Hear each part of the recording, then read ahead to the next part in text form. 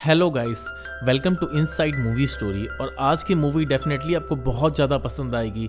इस मूवी के अंदर एक लड़की होती है जिसको कि बहुत बड़ी बीमारी होती है, और उसका जो बॉयफ्रेंड होता है वो उसकी किस तरीके से हेल्प करता है, किस तरीके से साथ देता है, इसके बेस पर ये पूरी मूवी है। और चलिए इस मूवी को हम स्टार्ट करते हैं। तो गाइस, मूवी की स्टार्टिंग में हम लोग देखते हैं कि जिमी नाम का एक लड़का होता है जो कि एक प्ले बॉय होता है। वो हर एक लड़कियों के साथ सिर्फ सोता है, उनसे मज़े लेता है, उसके बाद उनको छोड़ देता है। और ये जो जिमी होता है ये एक इलेक्ट्रॉनिक स्टोर पे काम कर रहा होता है, और वो वहाँ भी हर एक लड़कियों से मज़े ले रहा होता है। तो एक दिन जो इलेक्ट्रॉनिक स्टोर होता है उसका जो मालिक होता है, मालिक की जो गर्लफ्रेंड होती है वो आती है। जिमी उसके साथ भी फ्लर्ट करने लग जाता है, और जब जिमी उसके साथ में फ्लर्ट करता है तो वो लड़की उससे इंप्रेस हो जाती है। उसके बाद में जिमी उसके साथ जाता है और इंटीमेट हो जाता है। और जब वो इंटीमेट होता है तो उस समय जल्दीबाजी के चक्कर में उस लड़की का जो मोबाइल फ़ोन होता है वो मोबाइल फ़ोन गिर जाता है, और मोबाइल फ़ोन में गलती से डायलिंग लग जाता है उसके बॉयफ्रेंड को, यानी कि स्टोर के मालिक को। और जब स्टोर का मालिक उसकी बातें सुनता है तो उसको पता लग जाता है कि उसकी गर्लफ्रेंड उसको चीट कर रही है। साथ ही उससे ये भी पता लग जाता है कि जो जिमी है उस जिमी ने ही इसकी गर्लफ्रेंड को पटा रखा है। इसके बाद वो जिमी को लात मार के वहाँ से भगा देता है। जिमी वहाँ से घर आ जाता है, और घर जब जाता है तो उसका जो भाई होता है, उसका भाई उस पर हंसता है और बोलता है कि फाइनली तुम्हें काम से निकाल दिया।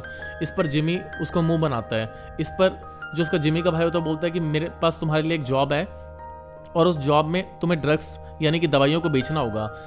और जिमी को बताता है कि इसमें तुम्हें पैसे भी अच्छे मिलेंगे। जिमी के पास कोई और जॉब ना होने के कारण जिमी मान जाता है और जिमी वहाँ पे चला जाता है।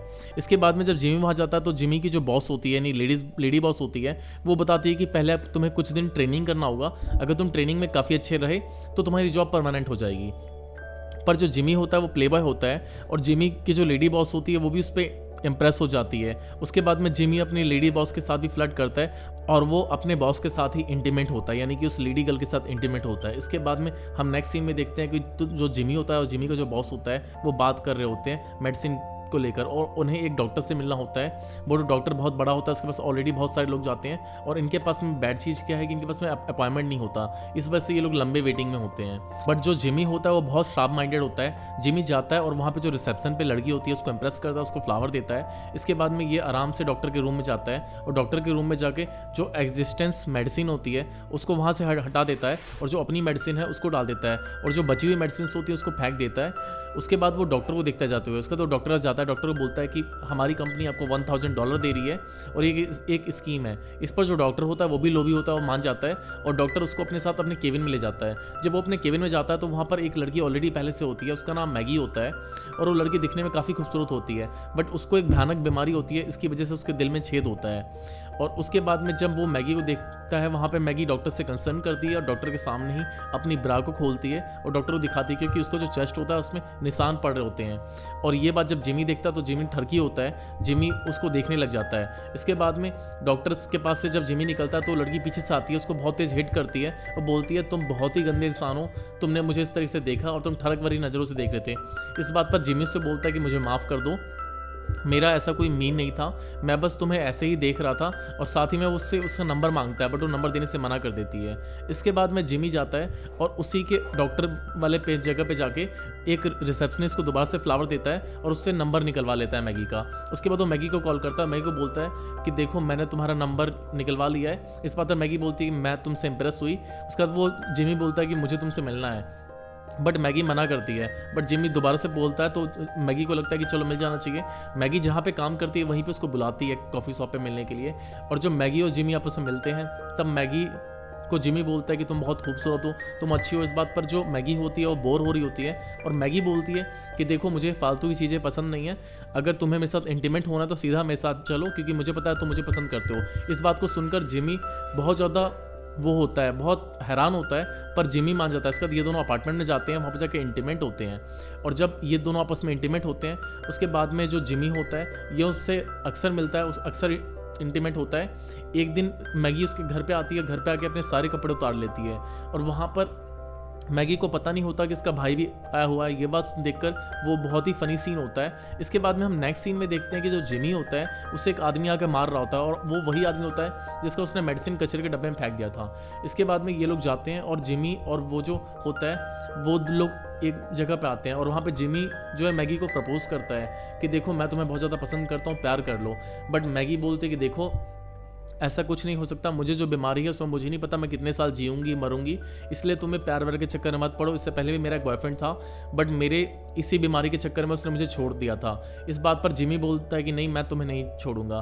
बट इसके बाद में ये लोग बातचीत कर रहे हैं, तभी मैगी बताती है कि तुम्हारा जो मेडिकल कंपनी है वहाँ पर जो एक नई दवाई है वैग्रा, वो जल्दी लॉन्च होने वाली है और वो मेल के सेक्सुअल पावर को बहुत ज़्यादा बढ़ाती है। इस बात पर जिमी बोलता है कि ठीक है, मैं जाऊंगा और मैं इसकी सेल्स करूंगा। सर वो अपने बॉस से बात करता है, उसका बॉस मंजूरी दे देता है कि ठीक है, तुम ये वाइग्रा की सेल करो। उसके बाद में जिमी उसको बेचना चालू करता है और जिमी अपने काम में बहुत ही अच्छा होता है और वो लगातार बहुत ही अच्छी सेल्स कर रहा होता है। तभी हम देखते हैं कि जिमी एक क्लब में जाता है और उस क्लब में जाने के बाद जिमी से वही बंदा मिलता है, यानी कि डॉक्टर, और डॉक्टर को लगता है कि मैगी के साथ है, तो डॉक्टर उसको मना करता है कि देखो तुम मैगी के साथ मत रहो, इस वजह से मैगी की तबीयत खराब हो जाएगी। इसके बाद में जिमी बोलता है कि मेरी जो नई मेडिसिन लॉन्च हुई है उसे तुम अपनी जगह पे ले जाओ, यानी अपने क्लिनिक पे ले जाओ और उसको वहाँ पे बेचो।